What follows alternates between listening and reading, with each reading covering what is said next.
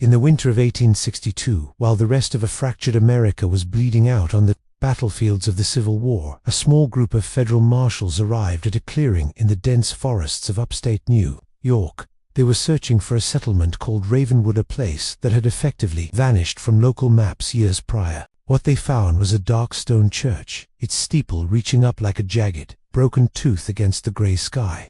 It was silent, and when they pried up the rotted floorboards of the main sanctuary, a heavy chemical odor hit them first. Beneath those boards, they discovered a nightmare of 143 unmarked graves. As the marshals began to excavate, they realized each skeleton told a story of systematic, calculated cruelty involving surgical drill holes and shattered ribcages.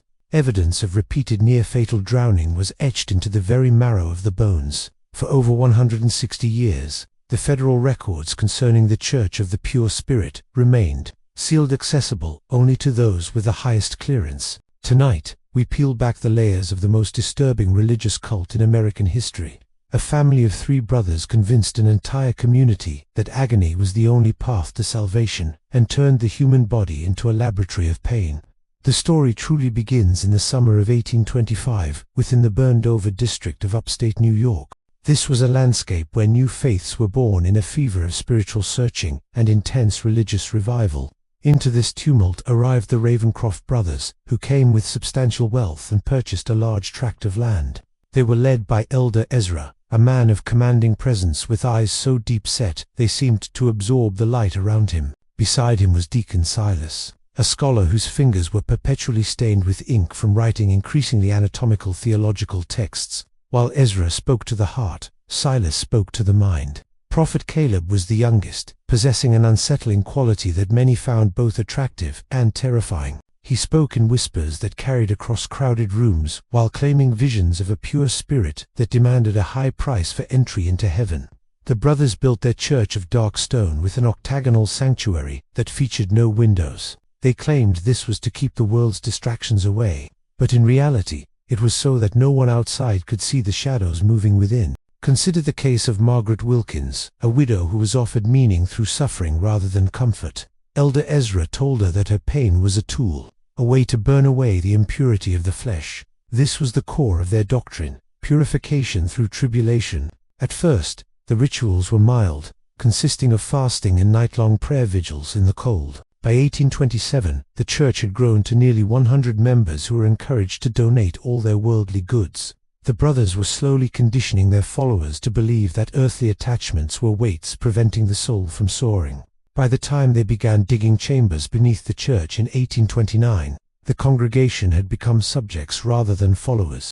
On the winter solstice, 150 followers filled the windowless sanctuary for the first Ascension. The only light came from 12 large candles positioned in an enormous spiral pattern carved into the floor. 3 members were called forward, stripped to their undergarments, and bound to heavy wooden frames that were completely inverted. Ezra told the crowd that to reach heaven, one must first be turned away from the earth. Then, the 7 trials of purification began, starting with the psychological drowning of the trial of air. During the trial of earth, victims were packed into stone troughs with soil and effectively buried alive. The trial of fire involved heated implements pressed into their skin to brand the soul. Throughout the hours of torture, the victims were told to embrace the agony while the crowd chanted. By sunrise, all 3 were dead, and Ezra proclaimed their souls were now in heaven. The bodies were taken into the chambers below to be treated as holy relics. As the 1830s progressed, Deacon Silas found a way to make this systematic murder profitable by selling the remains to medical schools. Medical schools were desperate for cadavers, and the legal supply of executed criminals was far too small. Between 1840 and 1845, at least 67 victims were sold to medical institutions through a black market network. Silas was also a self-taught physiologist who conducted grotesque research on the divine anatomy. His journals describe in clinical detail how long a heart could function after various trials of torture. The brothers were running human experiments in plain sight, protected by the shield of religious freedom. The horror reached its zenith at a secret laboratory known as the Garden. Investigators discovered that the brothers had developed a dark interest in the effects of their purification on children. They believed that because children were inherently purer, their reactions would provide clearer data on the soul's transition. At least 37 children were held at the garden, many donated by parents who were deeply brainwashed. The fall of the Ravencrofts eventually came from the deteriorating mind of Prophet Caleb. In June 1851, he escaped the catacombs and ran into the town square, screaming about the vessels and the spirits in the walls. He provided the maps that led to a sensational trial, where Ezra and Silas were sentenced to hang. Justice was denied when a massive fire broke out in the jail, allowing Elder Ezra to vanish into the smoke. Silas was reportedly identified among the dead, but Ezra's cell remained empty.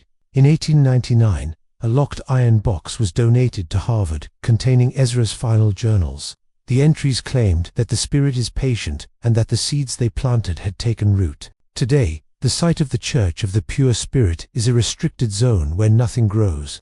Modern surveys suggest the true death count exceeds 400 victims. The story of the Ravencrofts is a reminder of how easily the search for God can be twisted into a descent into hell. It shows us that the most dangerous monsters are often the ones promising that your pain is the only thing that will set you free.